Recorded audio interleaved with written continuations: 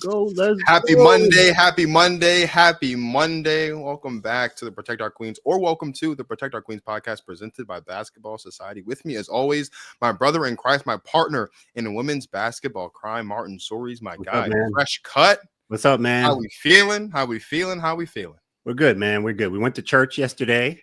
That was, nice little family church session. Dwayne Marcus delivered his first, what would you call it? Was it? I guess it wasn't a sermon. What would you call it? I guess the official term is a sermon, but I don't know if I would be right. You talked for 30 minutes, Lord. That's sermon length. You went for 30 minutes. Not including like the like my mom's introduction on the video and the stuff they did after. It was like a good. Okay, maybe I tried to get, but yeah, it was like a good. But yeah, no, it was a little sermonette, I guess, would be the official language. Vibes and everything. You had scripture references. I'm like, Lord, this is a real message here. Who am I? Who am I? Now, how did you do a message on Who Am I and not know about that song from the OJs? Is what I'm trying to figure out. I think I've heard of the song. I just don't. No one mentioned it to me. Like after. No one said anything to you about that. About who am I? That's the first thing that came to my mind was the OJs when you said Who am I? Who am I? Like the OJs. You should have pulled inspiration from that. That's funny. That's hilarious. No, it was a nice little time, nice little chill little youth service at the church house thing. So you know what? I'll get off here quick in this opening. I'll say this before we get ready to bring on our Hoops Tribe sister guest, Cassie Chantel. She's back. Yeah. And we're gonna talk some WNBA playoffs. I saw your text before we came on about Natisha. I did see that Natisha. Bro, that Natisha. So, okay, here's what I'll say about the Natisha Heidemann thing with Dejanay and the get up and the makeup and all that. Here's what I'll say to you, bro. Last week, I made the case to you that, and I listed out reasons why I think we're about to see an Aces championship run. What was my first point about them having more fun? They were having more fun. I alluded to that, but what did I allude to specifically that signals that they're having more fun? What was the reference? The Becky Hammon in the pink wig. Becky in the pink wig.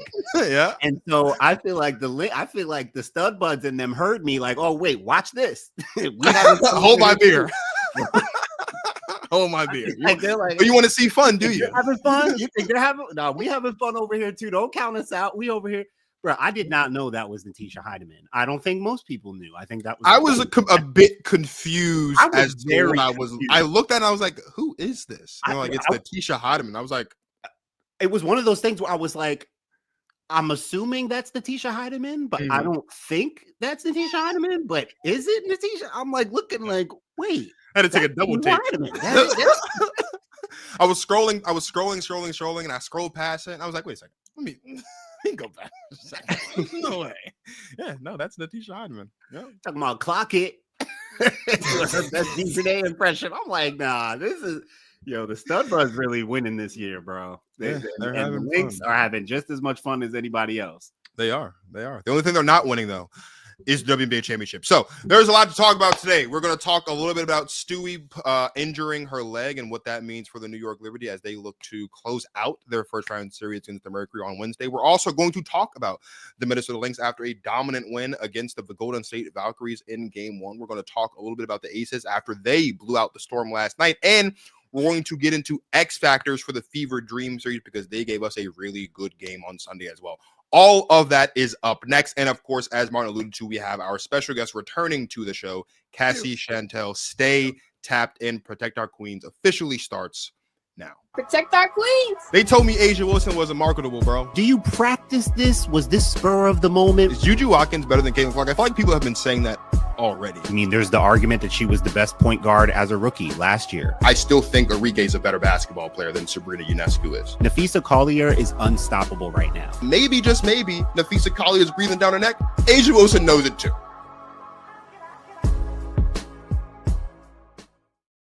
Yeah. Hoops Tribe. Yeah. Oh, let's go.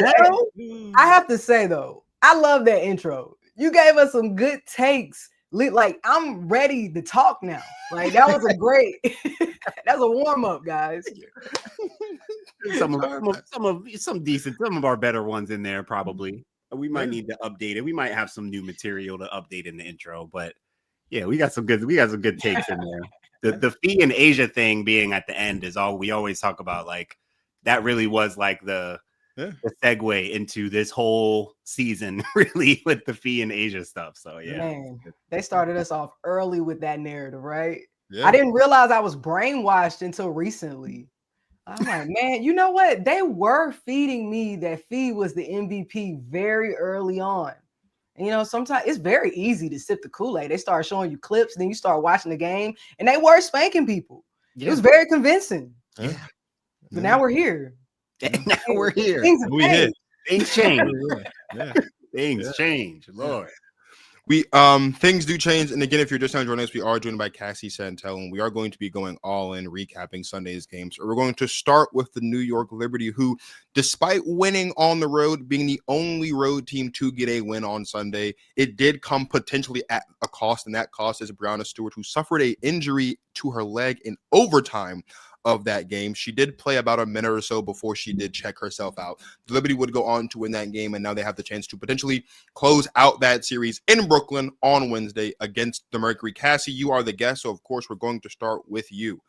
In the event that Stewie is not able to go on Wednesday, and we know how Stewie is, we know who she is, we know what she's made of, she's going to do everything in her power to play in this game on Wednesday. But in the event that she can't play on Wednesday, what would you say are some of, or at least the biggest key for New York to close out this series on Wednesday rather than having it go to a decisive game 3 on Friday? I'm going to be honest with you. I think it's OV. I think it's OV either way. I think if Stewie comes back, the way that she went out, it's going to be, she's going to be tender. You know what I'm saying? I don't think even if she comes back, she won't be 100%. She might even play limited minutes. Them going into overtime, it wasn't good for either team. I talked about it not being good for Phoenix because I know that they don't have the composure to make it down the stretch. I don't think that Alyssa Thomas and DeWanna Bonner can hold it together just yet, even though I had high hopes for Phoenix. I was like, Phoenix is going to take this series. I thought their physicality could carry them through. And I mean, I guess it kind of did. It eventually broke down Breanna Stewart. So it worked in a sense. Yeah.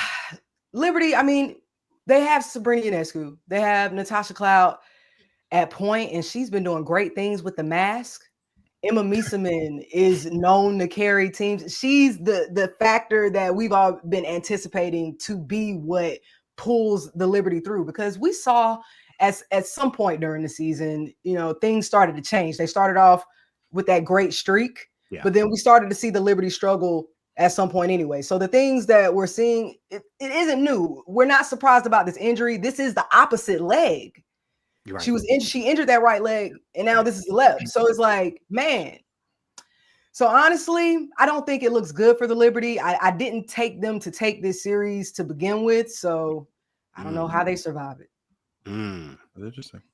Martin, I know that I think you did have the Liberty winning this series because you had Lynx Liberty in a rematch of last year's finals for the second round. Where are you at on what they need to do to get out of this series and go into the next round with or without Stewie on Wednesday? So I do think Cassie brought up the biggest point. I think if Stewie is out or limited for this next game and maybe even going forward, because I think we saw it during the stretch where Stewie was out during the season, where the Liberty kind of dipped, but they picked it back up when they picked up Emma Mieseman. And Emma Mieseman, while she's not Breanna Stewart, mainly on the offensive end, is where I think she becomes the best insurance policy for the Liberty if they don't have Stewie. Again, she's not Stewie, but the way she can anchor them a bit offensively with her shooting, with a little bit of passing, she showed during the season what she could do to like elevate them even without Stewie. And I think she becomes like the best possible insurance. I think for them to have a player that good that's still on their team, who they started bringing off the bench, even if there's no Stewie, she'll probably be in there as the starter. I think that gives them enough of what they need to make it out of this series. This next game is going to be fascinating because, I mean, listen, there are plays. If Alyssa Thomas makes that layup at the end of game 1, Phoenix wins the game. Yeah. And that's doesn't miss 11 straight shots at the end of the fourth quarter. Right. And that's a bucket that it wasn't just any, that was an AT vintage spin, right? I mean, that's a bucket she's going to make probably 8 out of 10 times. So, I mean, Phoenix was right there, even with Stewie there the whole time. So I do worry for the Liberty a little bit here. But yeah, I think Emma Meeseman, this is why I had her, not this is why, but I had her in my 5 players to watch in the playoffs, because I think they need her to elevate a little bit to make a repeat title run here. I think the addition of Emma and her production is going to be needed, but especially if Stewie's out or limited, she becomes almost like the most important player, I think, for them. But Sabrina will need to have a big game. If it's not Stewie, Sabrina's gotta, and this is a team that I knew was going to be challenging for New York, because you're talking about quick, athletic, guards and forwards. And we know quick, athletic guards, Sabrina historically does not do well against. And so I look for her to have a big game too, to help them get over the hump. Speaking of quick athletic guards, if the Liberty are going to survive this series with or without Stewie in any capacity, it's going to come down, in my opinion, to Natasha Cloud. Natasha Cloud was the best player on the floor yesterday on both sides of the ball. Kalia Copper got 3 fouls, and she got them, I think, all in the first half because of what Natasha Cloud was doing on offense and how she was just, I don't want to say struggling, but they were just going at each other, and she picked up 3 fouls pretty early on in the first half. I think, and look, I know that they have Jonquel Jones. I know how high you are on Jonquel Jones, Martin, and we all know how high I am on Jonquel Jones as well. But I actually think that Natasha Cloud causes more problems for Phoenix than Jonquel Jones does, because we know that Alyssa Thomas can, at the very, and even to a lesser degree, DeWanna Bonner, and maybe even to some degree Natasha Mack. If there are bodies that can be thrown at Jonquel Jones and limit them in some capacity. The problem is, though, the bodies that you would want to throw at Natasha Cloud to slow her down, particularly Kalia Copper, you need her to be available to score. Like when Kalia Copper wasn't on the floor, Phoenix offense didn't look that great. And Satu Sabali didn't look that great either. She didn't. Oh God, she missed 11 straight shots and down the stretch of that game, bro. Now, I don't think that's going to happen again, and that's another one of those factors where you look at it going into game 2 and you say, like you said, Martin, even with how well or not so great that New York played, however you want to label it, the Phoenix Mercury were still right there at the end with a chance to win it. So you have to factor in some of those things. But Natasha Cloud has to continue to be as great as she played, but also the bench has to be better as well. The only player that came off of their bench to score a bucket yesterday was Emma Meeseman. As you alluded to, Martin, if Stewie's not playing on Wednesday or limited, Emma's probably going to be starting. So they're going to need something, like they're going to need the Rebecca Gardners or the Kennedy Burks and the other players that come off the bench to be more productive. Because as I said to you last week, which you kind of questioned me on, I do think the Mercury have arguably the best bench in the league. And we saw a bit of that. Their bench was more productive, and you have DeWanna Bonner and Sammy Wickham coming off the bench. But I think it comes down to Natasha Cloud. I think Natasha Cloud's the best player on the floor again. I think that can spell trouble for Phoenix, because we saw her get opposing players that are important to Phoenix offense in foul trouble. Yeah, I don't know if they're worried about that, though. You talk about like you don't have to be worried about it. I don't think she's. I wouldn't expect that from her in another game. I don't know if I'm not saying she's going to have 23, 6, and 5 again, but the aggression on both sides of the ball caused a lot of problems for Phoenix, and that is what they need. If she's scoring, that is. I mean, if she's scoring, that's a bonus to me. Like that's a bonus. She's not a scorer. Historically, if she's scoring, it's only a plus. It's only a bonus. I feel like, Cass, I do give the Liberty credit for, to your point, winning a physical game. Like I think that game did, because I said for this series, and we know the Liberty Mercury series is going to be the tightest contested series of this first round. We all know it. We all know that's the spiciest one. It's such a great test for both teams going forward. I'm always interested, Cass, in like the road you have to take round by round. Sometimes it's nice to play that physical, team that can shoot it, that has an Alyssa Thomas. Sometimes beating that kind of team in the first round can give you the confidence or edge to like move forward, be like, all right, who's next? Like, we took them out. Who's next? Sometimes maybe they just beat them up too much. That's a scenario too, where Phoenix just beats them up. If the Liberty do make it out, who knows if they'll be physically even able to take on Minnesota in the next round. So, but I do want to give the Liberty credit for that, because it's, it's a game under 70 points in the 70s, right? Maybe a game that you might think maybe might favor Phoenix, because I think they have more of, I think Phoenix is pretty adaptable. I think they can play high scoring too. But it felt like the gritty physical game. That's an Alyssa Thomas type of game, right? And so the Liberty still pulling that out in overtime. They're the defending champs. They know how to win games. But I give them credit for that. They've shown, at least in the first game, that they can win kind of an ugly, gritty game. The kicker is, it doesn't matter who wins this series, because they're losing to Minnesota. Like, for sure. Gee, when you put it like that. Wow. Jeez. I tend to agree. I think the Liberty would be a better matchup. But even if it was the Liberty, I feel like the Lynx are not playing around with them.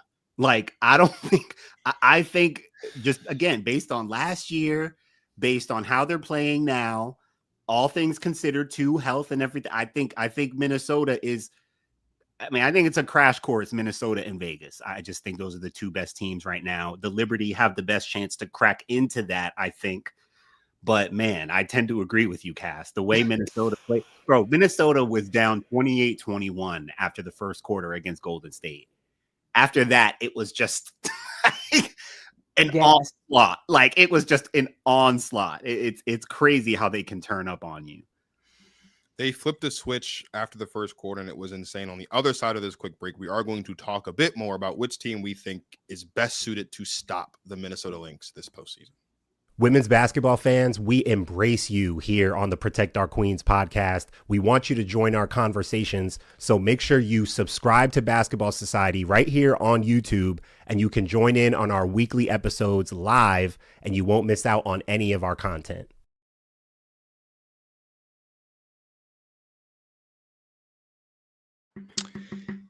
If you're just joining us, we are joined by Cassie Chantel, and we are talking about game one of the WNBA playoffs. Cass just pretty much flat out said, no matter who wins the Mercury Liberty series, they're not getting past Minnesota. But the question now, though, is, of all of the possible opponents for the Minnesota Lynx en route to what may be their fifth championship in franchise history, which team would be their toughest opponent? Is it their next round matchup between the Mercury or the Liberty, or could it be one of the teams from the other side of the bracket? Cass, as always, we'll start with you. And if we could, Cass, before you answer, and this might be baked into your answer, but I would love to even just get a sense from you about what you see from Minnesota that makes them so seemingly unstoppable. What is it when you watch them? Why is it that you feel like whoever's going to play them is going to lose? Because we could talk about their toughest opponent, but we're saying that you're saying you're like whoever it is going to lose anyway. So what makes Minnesota special to you watching them? Well, that's such a loaded question. I feel like, where do I even start? So honestly, the question that we should be asking right now is, what team is going to beat the Las Vegas Aces? Because I think at this point where we are, the best team right now is Las Vegas. Mm-hmm. So I want that to be said before I even preface this. And the commonality between the Minnesota Lynx and the Aces is, when you look at them, they're a machine. Yeah. It's the chemistry, they're in sync. It's just a flow to their game. And I see that on the defensive end first. When I see that in a team, it usually starts there anyway. Minnesota Lynx has the best defense in the league. They've proven that all season. The help side in the women's game, well, really in any game, but especially in the WNBA, because nine times out of 10, you're getting beat because of the skill. So to be able to have that help side, and that's what they're getting from Elena. That's what they're getting from Nafisa Collier. That's why Nafisa Collier won Defensive Player of the Year. That's why Elena Smith is heavily in that conversation right now. So that's major key because yeah, they're big on the boards. Yeah. And then they have assassins. Kayla McBride. I think that Kayla McBride is probably the best shooter in the league. I agree. Just over time. Yeah. And when we're talking about, and this is just a sidebar, but I have to throw it in there. When we're talking about a female Steph Curry, if we're not talking about Kayla McBride, we shouldn't be talking about anybody because that's the only play. Outside of that, I don't even think there is a female Steph Curry. Yeah, people can shoot from the logo. People can shoot from a distance. But when we're talking about how they're able to move off ball, what they're able to do around the rim, Steph Curry is more than a three-point shot. And that's what Kayla McBride gives for the Lynx. And she can also be a defender. They don't want her playing the best player on the team because they need her to be able to run around and shoot, but she can defend. And she comes up with big moments on the defensive end too. So Minnesota just has so many weapons that are constant and everybody knows their role. And I didn't even talk about Courtney Williams, you know, the energy player, regardless if she's on offensively. Yeah. She's the energy player. And when she's off, she has a twin. Natisha Heidemann, 6th Player of the Year. So they have so many actors to make this team, which in any other lifetime would be a championship team, but just not right now because of Las Vegas. Wow. Yeah, Natisha played great yesterday. What a great game. She played great yesterday. Oh, God. She really is a hooper's hooper. Like, she just goes out and hoops. Lefty. You know, like when she's on, she really hoops. I love how you described that with Minnesota. They have a connectedness. Defensively, they're connected. Offensively, they're connected. Roles are clearly defined. Very little egos. You just see the connectedness. Courtney gets her shots. She can be aggressive. We're looking for Kayla when it's time to get her going. Fee is just the constant rim running, sealing, getting easy baskets, making things a little bit easier for everybody else because she's so sound fundamentally and so skilled. Man, they are so impressive. And we had a guest on Cass recently, Jordan Banks. He touched on Courtney Williams and her pace and how she pushes that ball for them, which really is so noticeable when you watch them. Just how you mentioned the word energy, like she really keeps the energy and the pace going. And because she can be such a skilled shot maker, she can get right into actions, look for her shot and just get them going. They talked during the broadcast one time about like their pace and how they push ahead. They do the pitch ahead passes. They look ahead. They create pace, I think, with their passing. And you may not think of them as like a fast team or like a transition team, right? But they run and they pass and they move, right? You don't think of them as like super athletic or like fast or like up and down, you know, like, but they do play that way because they push with the pass and they have such a natural like comfort with the tempo of their offense, even in the half court. So it's like they have so many options, so many legit options. It's crazy. I definitely think Minnesota's toughest opponent will be the Aces. I mean, for all the reason that you guys just mentioned, for the Minnesota side of things, like they are, I don't want to say the epitome of a half-court team, but they are, for all intents and purposes, like a quintessential half-court basketball team on both sides of the ball. Like their defense at their best in the half-court, their offense at their best in the half-court. I think what's going to be interesting, especially as we look at what the Aces have done over this last, what is now 17 straight wins after last night, is we've seen the Aces be a lot more intentional and also be a lot more effective with pushing the ball in transition and speeding up the tempo, right? I think earlier in the season, they were kind of struggling. It was a lot of just feeding the ball to Asia and get out of the way. And oftentimes we saw the offense kind of grind to a halt.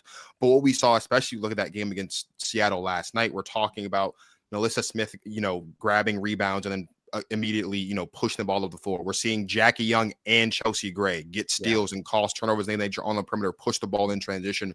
And I think as even though Minnesota can play that way offensively, as far as keeping up with the pace on offense, Minnesota, I think, would have a hard time keeping up with that pace on defense. I think, especially now with the way that everything is just clicking with how the Aces have looked over these last 17 games since they lost that big game, 53 points to this Minnesota team, right? And so I just think matchup wise, now the Aces are a much better matchup for the Lynx now than they were even a couple weeks ago, or especially when they lost by 53, because all the pieces are clicking. And like you said, Martin, it seems like now even in Vegas, the roles are a bit more defined. Like Nalissa Smith's role is a lot clearer. Dana Evans' role off the bench is a lot clearer. Jackie Young looked really, really good last night. Like she almost kind of reminded me of what she looked at in 2023 last night when she was playing in that Seattle game. And Cheyenne Parker-Tyus is back, and now her role is even defined, and her presence now even adds a little bit more to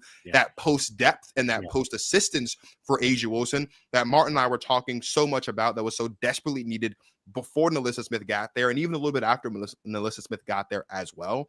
I think, and as the playoffs continue, of course, because we're not going to see these two teams match up unless it's in the finals, we're going to see those roles, especially in Vegas, get even more defined, and they're going to get even more comfortable. And for Minnesota, I think it's always just been about confidence, right? When you're talking about players like Natisha Heideman, you're talking about players like Dejanay Carrington, Elena Smith, like when those players, even Kayla McBride, like, and we know that she's the second or third best player on the team, like when the players around Nafisa Collier are winning and they're clicking and they're growing in their confidence, by the time we see these two teams match up potentially in the finals, we're going to see two really good, confident teams with two, and all of their players have very clearly defined roles, and it's going to be the perfect matchup. I don't know.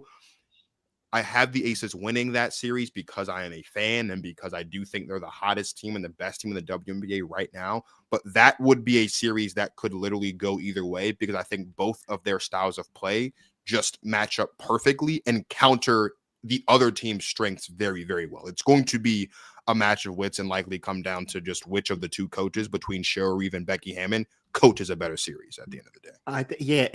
And you mentioned the matchup, their last matchup a couple weeks ago. That was supposed to be the one where we see the best version of both teams against each other. Vegas during the win streak. Minnesota's been great all year. And A'ja, she didn't just outplay Fee. Fee just looked outmatched. And, it could have just been an off game. She was missing kind of some shots that she usually makes. So it's not like she was just out of sorts. But, A'ja blocked her like badly once or two times. It wasn't just blocking. It looked like she was like baby volleyball. Like I hate to put it that way, but I watched that game and I'm like, Fee looks outmatched here. She just looks a little overwhelmed. And I don't put it past her to take that, bottle that up, and for the team to bottle that up and use that going into a potential final series against Vegas. But Cass, that game, not only did that game, I think, change the course of the MVP narrative, that game gave Vegas back their mental edge over Minnesota. So if they're going to match up again, Minnesota's going to have to try some things and figure some things out, because Vegas's best player has the edge over their best player. And if that's going to be the case, Vegas absolutely wins. I don't see a world where A'ja is playing that much better than Fee in a series and Minnesota can still win. Fee is going to have to outplay A'ja in a couple of those games. I don't see it happening, because that's the difference between the two. And when we're talking about the MVP conversation and we're just looking at these two players and we're trying to decide which one is better than the other, Coach Hammond has said it before. A'ja is the embodiment of dominance. Like it's just different. Yeah. I mean, when Nafisa Collier has a 30-point game, because she's had a couple herself, it doesn't look the same as an A'ja Wilson 30-something game. It looks different. And it's not just offensively. We're looking at boards and we're looking at blocks. That's right. And steals. That's right. It's just, that's what the Aces have become.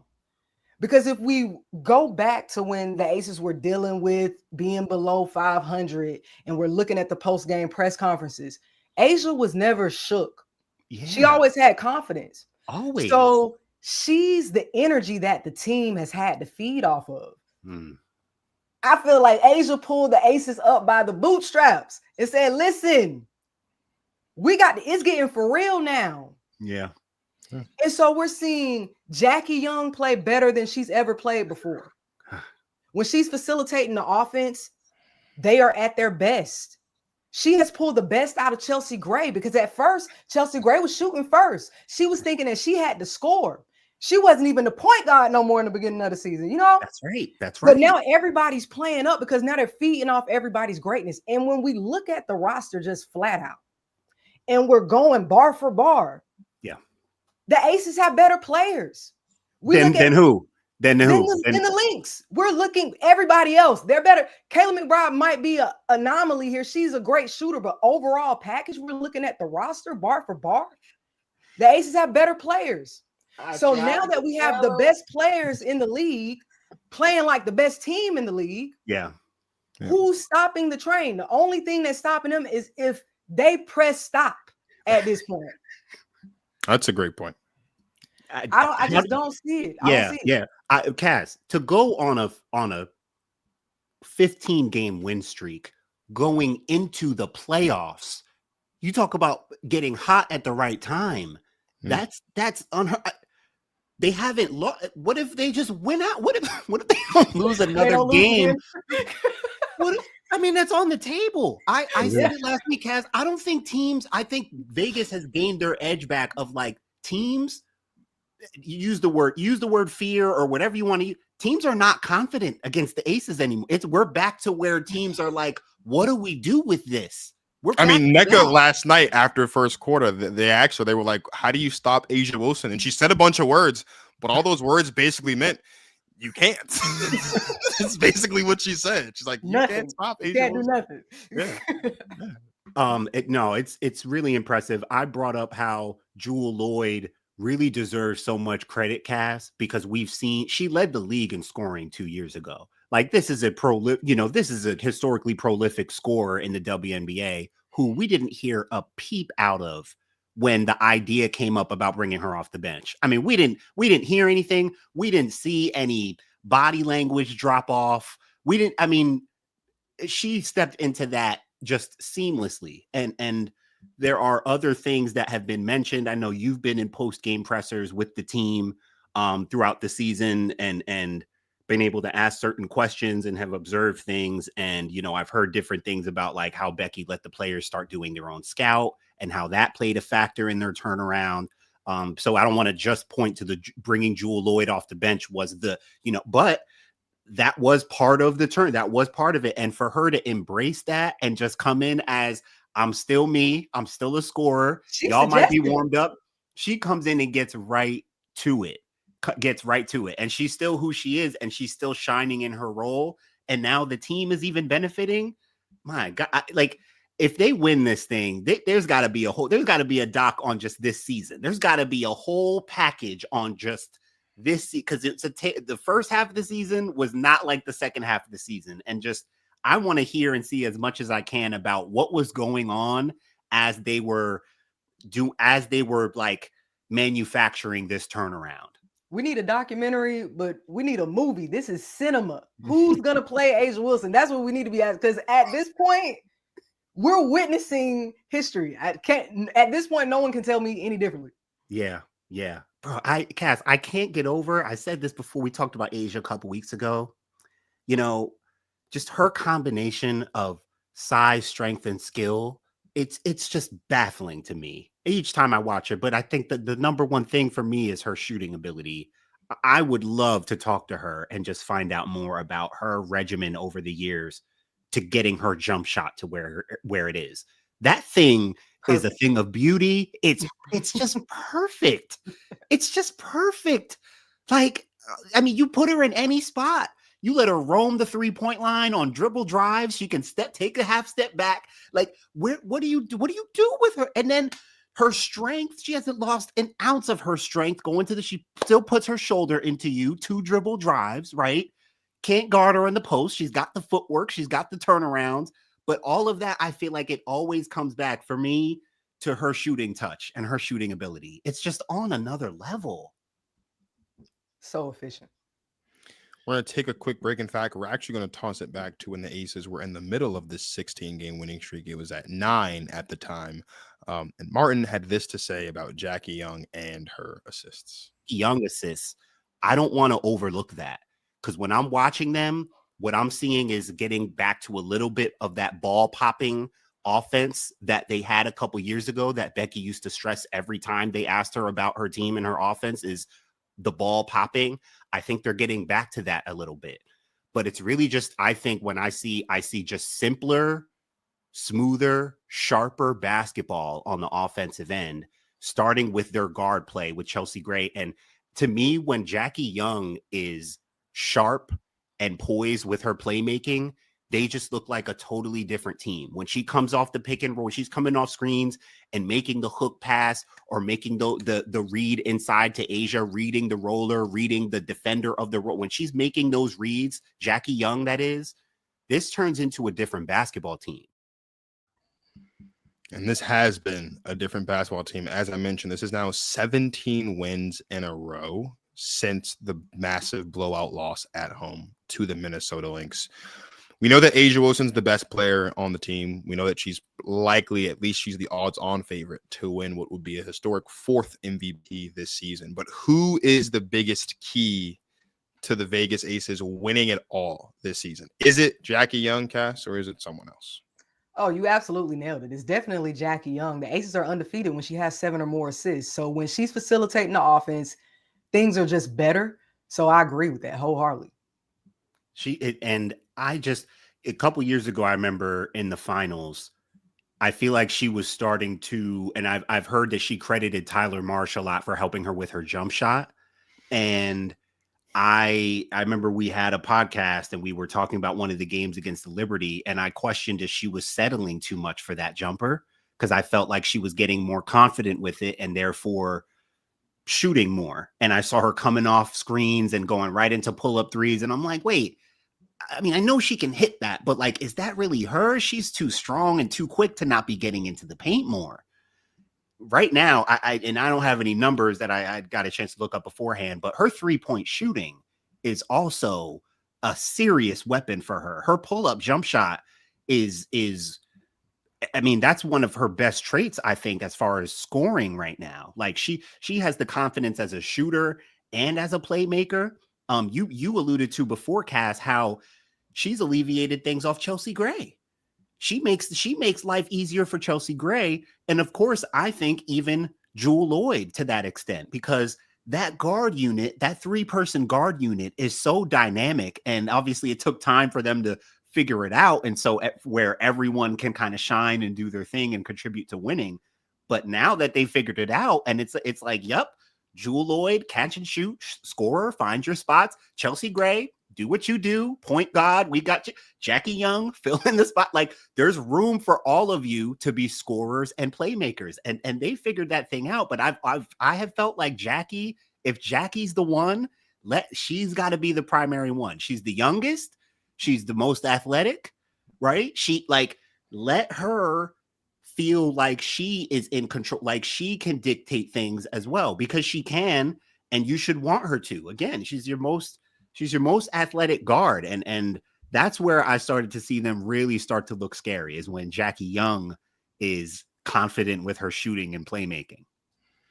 I mean, to Cass's point, the Aces are undefeated when Jackie Young has at least 7 assists. Jackie Young had 7 assists last night. Not only did she have 7 assists, she had 4 steals as well. And I think, again, when I said earlier about it looking like she looked like last night, like how she looked in 2023, I think that's the part that I was, I guess, waiting to see from Jackie more consistently this season, is the player who at one point in time, Martin and I were saying was consistently in that conversation with Kalia Copper as the best two-way wing player in the WNBA. And we've seen that on this stretch. We especially saw it last night against Seattle. But what I think is most important with the Jackie Young component, because you guys are talking about taking the pressure off of Chelsea Gray, it also seems like, maybe this could just be me, but it also seems like when Jackie has those games like last night where she's really active in the passing lanes and she's being disruptive on defense, it also feels like Chelsea Gray kind of tries to match that energy with her own defense as well, on the perimeter and in the post as well. Not that Chelsea Gray isn't already a pretty good defensive player, even at this point in his career. But it almost kind of feels like she tries to kick it up a notch to kind of match Jackie's intensity. And I think if we're having a situation where Jackie Young is not only being another facilitator alongside Chelsea Gray, which makes the pick and roll offense that much more explosive, but also she's increasing her intensity on defense, which makes the perimeter defense that much better. You're looking at a scenario where the Las Vegas Aces have little to no holes in any aspect of their game.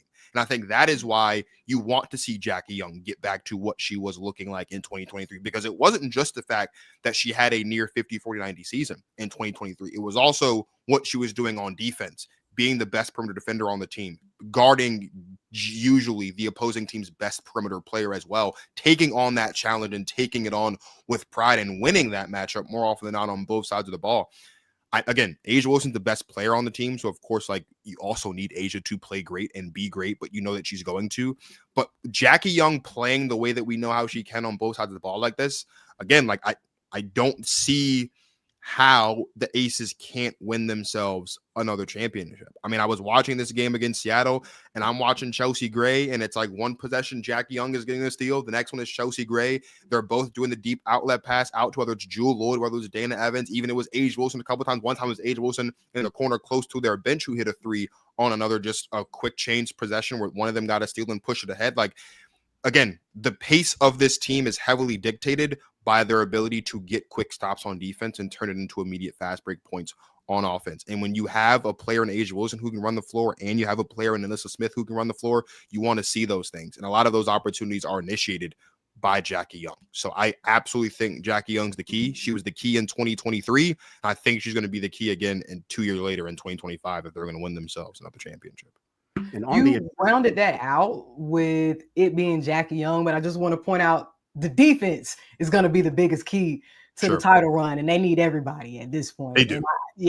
And it just feels like, sometimes you can look at things, but I had mentioned at one point, Cassie, when they were struggling, that it was just an effort, as coaches, the word effort comes up a lot, and you say defense is effort, and, you say those coaching things. But it's true, and what I saw from their struggling defense midway through the season, it was just like, y'all don't even look like y'all feel like playing defense.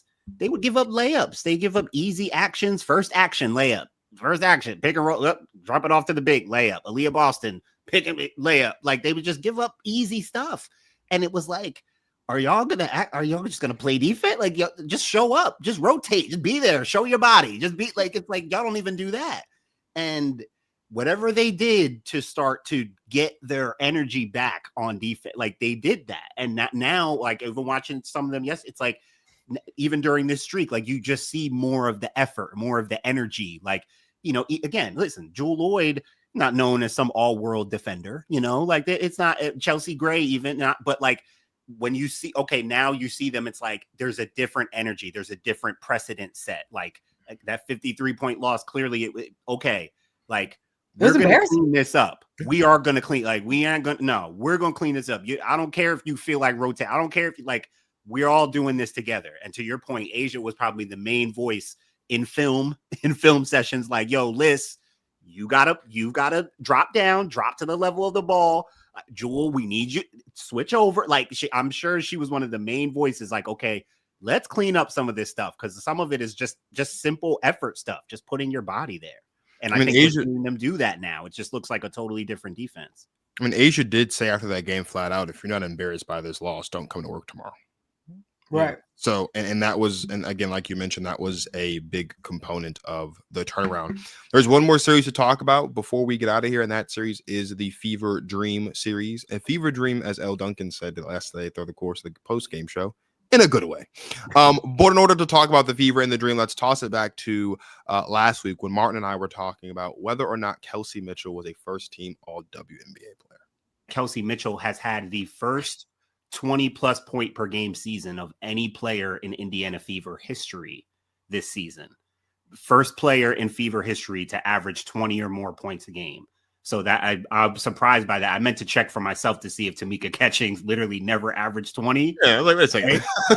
Came from the Fever PR page. So if someone wants to fact check me, please go ahead. I meant to double check, but it came from the Fever PR page. So that was fascinating. Also saw that Kelsey Mitchell's the first guard in history. I don't know if it's first player or first guard in history to have over 850 points and 150 assists this season. She has tweaked. She was one of the most like unguardable players in the league this year. So the Dream get a big win on Sunday to go up 1-0 in the series. And again, they also have an opportunity, obviously, to close out the series on what I believe will be Tuesday for them. Who is the X factor in this Fever Dream series, Cass?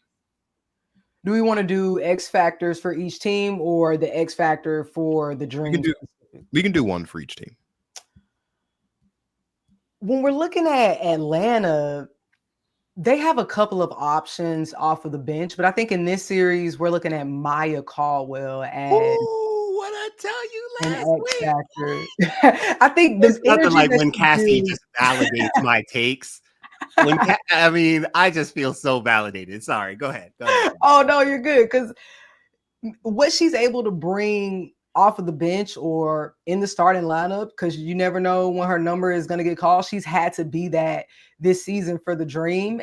Her defense is just bothersome, and she plays, good minutes. Some would say starter minutes, 24 minutes in the last matchup, I believe, against in game one. So I think Maya Caldwell for the Dream. And when I'm looking at Indiana, it's tough because they're just such a wounded team at this point. I would say, we know the star in their on their side is Kelsey Mitchell. And then you look at Odyssey Sims, who's just able to be so explosive going to the basket. She can have big moments on defense.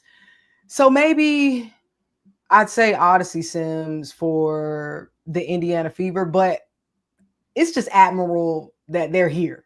I was not anticipating them even being in the playoffs with everything that they've gone through.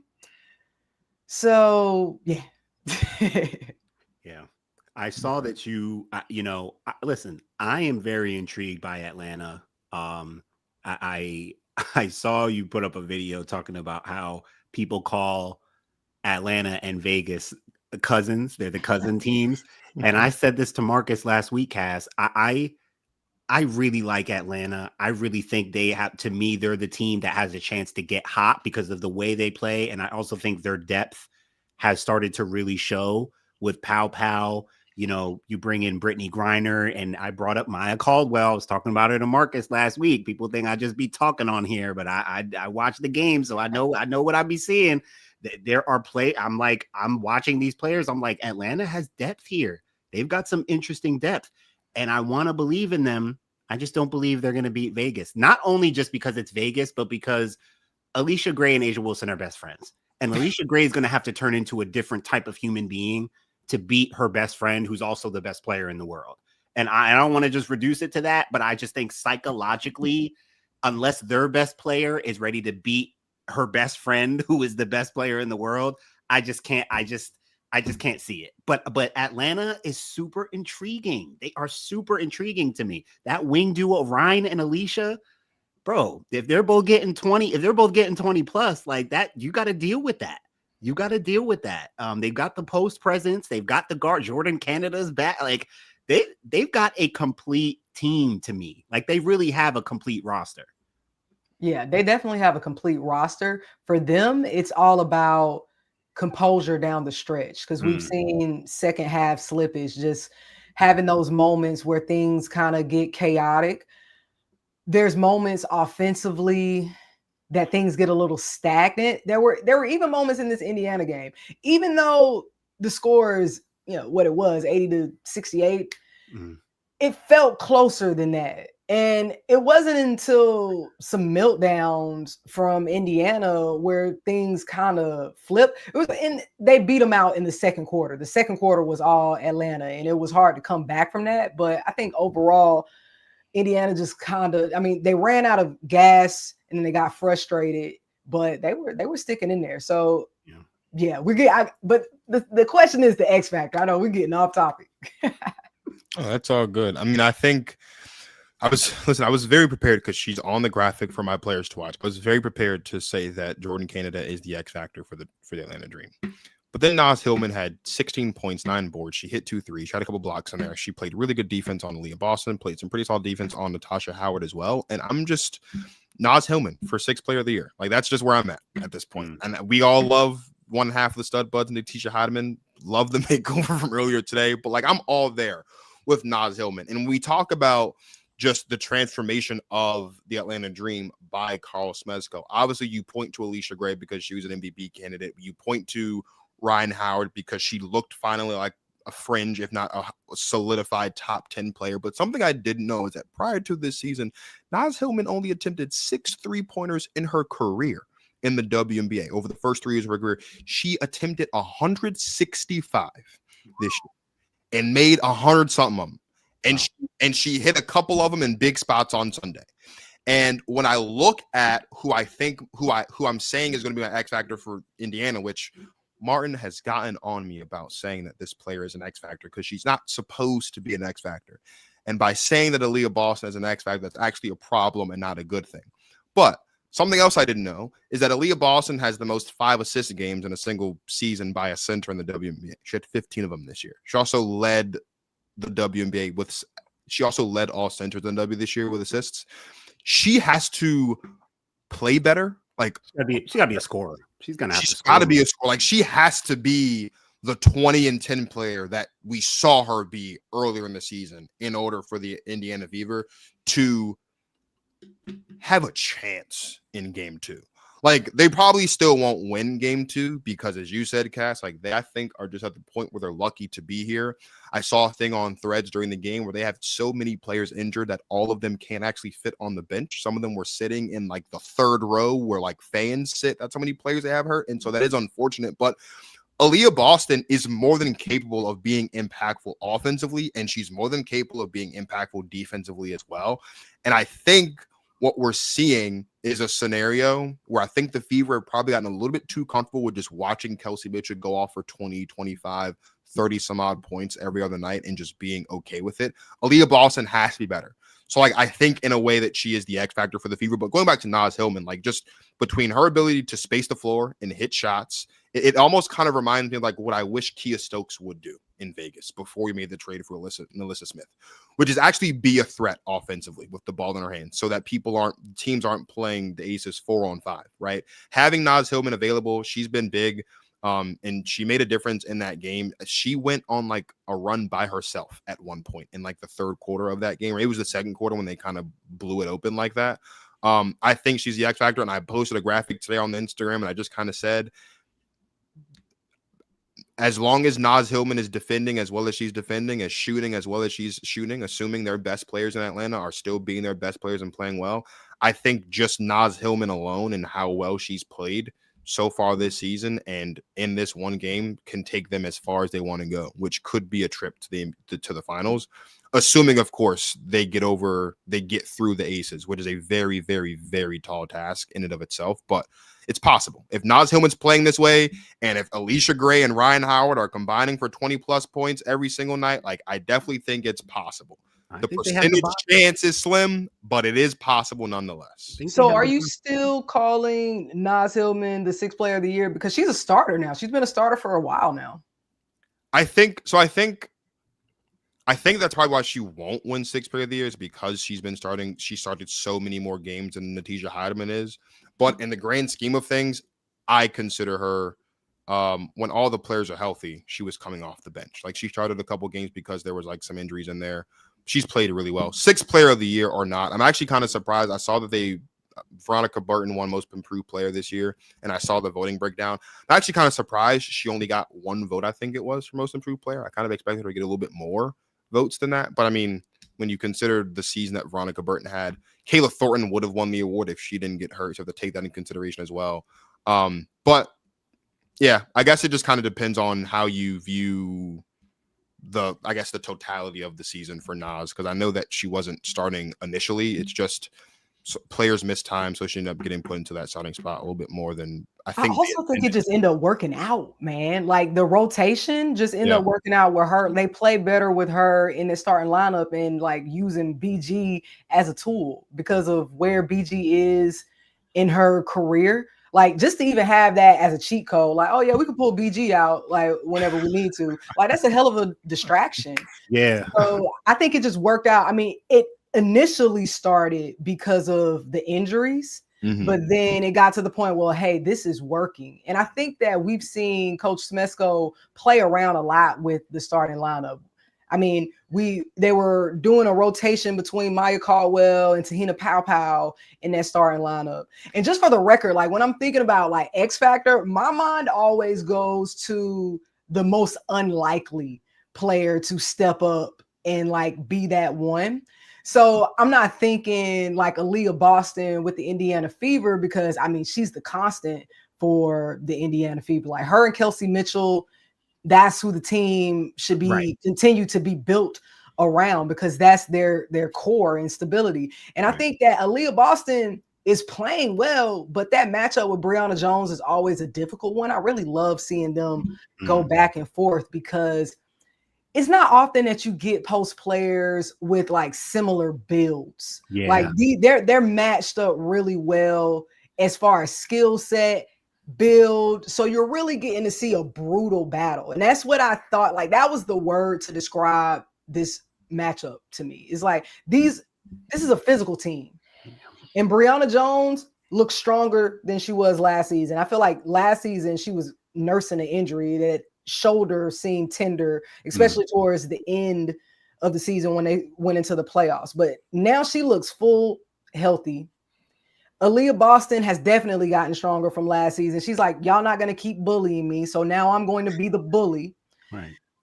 So this is not the first round I wanted for the Atlanta Dream. I would have much rather them, even though it still would have been difficult, the Valkyries would have been. I really wanted to see Atlanta matched up with the Valkyries. But yeah. For what reason? For what reason? It would have been a little more psychological. I feel like the Valkyries are a physical team, don't get me wrong, but I just feel like Atlanta matches up with the Valkyries. I like how Atlanta looks against the Valkyries versus how I like how, even though every time they played, the Indiana Fever has been almost a different team because of the injuries, but I just like how things look. And nobody wants to play in Cambridge. Like you don't want to play against the Indiana Fever fan base because that's going to be a difficult game. Like momentum is a thing. Like that energy is a thing. So it's just a difficult matchup. Even though the Valkyries have the same thing, it's different. Sure. Yeah, for sure. Yeah. First playoff win for Atlanta since 2019, I believe it is. I think it was 2018, 2019, I think. 2018. Whew, wow. I thought it was 2008. No, that was the inaugural season. They went like 4-30. Oh, they were throwing something out. I thought they kept saying something in there about 2008. Maybe no, they've gone to the finals 2010, 2011, and 2013, all with Angel McCautry. Oh, that might have been okay. Okay, so I heard the year wrong. Okay. Man, I went to I was telling Marcus last week how I finally got to watch the Diana Taurasi documentary. And I don't know if I told you Cappy Pondexter is my big sister. I don't know if I ever told you that. No.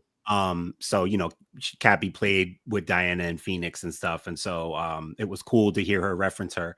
But I was telling Marcus how Cappy used to tell me about when she was going overseas to play in EuroLeague and stuff. And she would tell me and my brother about these like super teams. She would be like, yeah, I'm going to, Istanbul. I'm playing against, on my team is Angel McCautry and and Diana's got Sue and Tina Thompson. And we would just be like, yo, what is going on over there? What kind of teams are you? And I went to Istanbul for her 30th birthday to watch her play, and Angel McCautry was on her team, and it was just so much fun to watch. Like I her days playing with Diana in Phoenix were some of my best days as a basketball fan because they were rivals in college, Rutgers and UConn, and so as her draft approached, me and my brother were like, yo, I think you're about to go to Phoenix and play with Diana Taurasi, and it's about to be everything. We're about to be in our glory. So That was my favorite duo. But man, and whenever I hear Angel McCoughtry,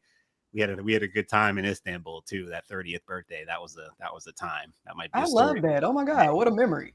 Yeah, no, it was great. I love Angel, man. She's a good time. But seeing her and but what the worst part about that trip was the night we got there, Cappy was in a game. We got to her place and there was a whole lot of commotion going on. Something happened at the game. None of us knew what happened. She gets home and she has her hand wrapped. After the game, they lost. She got mad and like punched the wall or like a fire hydrant or something and like broke her hand. And so we didn't even get to see her play when we were there because we were supposed to see a couple games.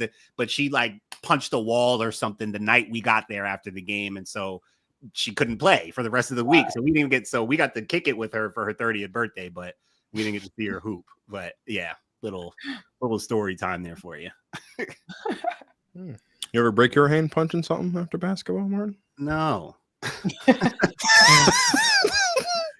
No. I wasn't that. You seem disgusted at the thought. That's not. No. I did too much winning to be upset after. You throwing shots at Kabi Pondex? I guess I didn't need to put it like that. But no, I could. I've had bad loss. I've had losses where I could have done something, but that wasn't my. Yeah, that wasn't my wave.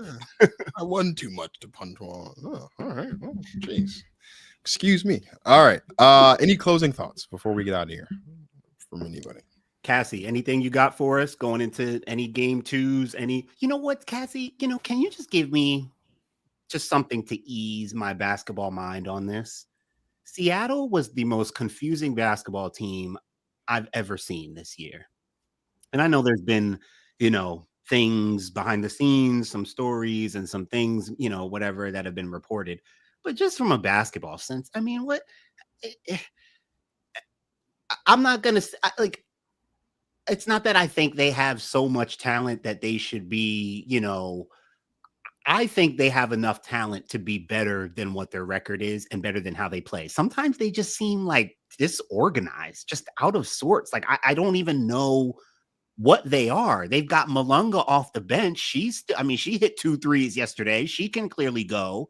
It's like, what is the play? You got Brittany Sykes midway through the season. Like, they have players. Gabby Williams, Skylar. I mean, they have.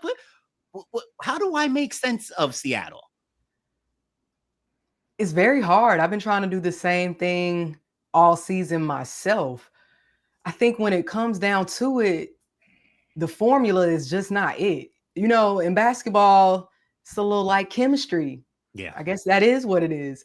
And when you think they have it, it doesn't stay consistent.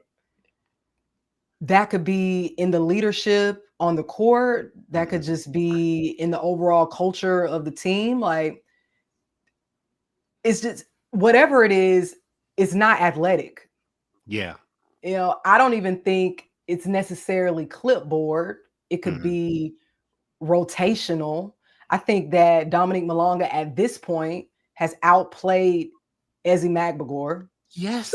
So why is she still coming off of the bench? Yes. It's about they bring in Brittany Sykes, which is okay. You bring her in to push pace. Sometimes that looks good. Right. But I don't necessarily love how it was done. Like, I think that it was very quick. It was like one game in, Brittany Sykes had one strong game. And then after that, she was starting and Erica Wheeler was coming off the bench again. Right. And Erica Wheeler has a great energy. Yeah. Great teammate from all what we can see.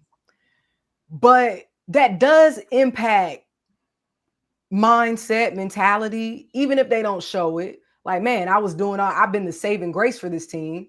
And now we get a new player who has a very similar skill set as me. I don't know what Brittany Sykes can do that Erica Wheeler cannot do. They're basically twins. True. So you make that swap out. Optics just don't look good for that. Whether you really, care about it or not, the optics, it just doesn't feel well. And everything that's happening outside of the game, we just don't know. Like Yeah. there's things happening that we can't see. Yeah. I just think that whatever is going on in Seattle is something that we really won't ever know unless they tell us. Right. Yeah. Because Nneka Ogwumike is in any other time period, she's having an MVP caliber season herself. Right. You know, it's just I don't know. Man, that thing has been just a mystery to me. God, I'm like, yeah, Nneka, Erica Wheeler. I mean, they've got 7-8 players that can really play, like good play. I mean, really good players. It's just, man, that thing has been a mystery to me. But I think you're spot on. That's well said, because there are things I think behind the scenes, you know, leadership, whatever the case, chemistry, connectivity. You know, you might look at system eventually, but it's, man, that thing has been tough. They've been hard to watch. They've been hard to watch because you feel like there's something there, and it's like you just don't see it. It lets you down. What's not hard to watch, it's the Protect Our Queens podcast presented by Basketball Society. So thank you guys for watching. And if you haven't already, subscribe to Basketball Society so you don't miss any future episodes of Protect Our Queens. Also, feel free to leave a comment, whether you are watching this live or on the playback. We appreciate all of the input, the thoughts, the questions, even the hate. Bring it on. We'll take all of it. So for our special guest, Cassie Chantel, and for my guy, Marcus of Basketball Society, this is Marcus of the Protect Our Queens. Call me Marcus? I just call you Marcus. That you just call me Marcus. I ain't deacon. That is not. Well, you could be. That's not in my future. You could have been. They told me I could have been the next pastor of First Baptist too, and you see what I'm doing. I'm sitting here talking to you about women's basketball. Did you Jonah being pastor? Did you go run and find a way? I didn't have to run. I walked. I walked, turned around and walked right away. I ain't got time for that. They said, well, what if the Lord just calls you? What if you get the call from the Lord? I'm gonna tell him, man, you better sleep on it and call me back tomorrow. Don't waste your perfect record on me, big dog. I know you ain't never made no mistakes. Don't start now. I ain't gonna be the one. I'm pretty sure go sleep on it and try again. Might want to sleep on that one. They say, wait, what if you get the call? The call? I'll tell them to call me back. Got the wrong number. Clearly, I'm not praying hard enough for Martin Soaries, as I told you. As you can see. Cass, we appreciate you, sis. Hoops Tribe. We do appreciate you all day. And we appreciate all of the Hoops Tribe that has tapped in with us tonight. So for my guy Martin of Basketball Society, I am Marcus of the Protect Our Queens podcast, signing off. Thank you guys for watching, and as always, you enjoy yourselves some women's basketball.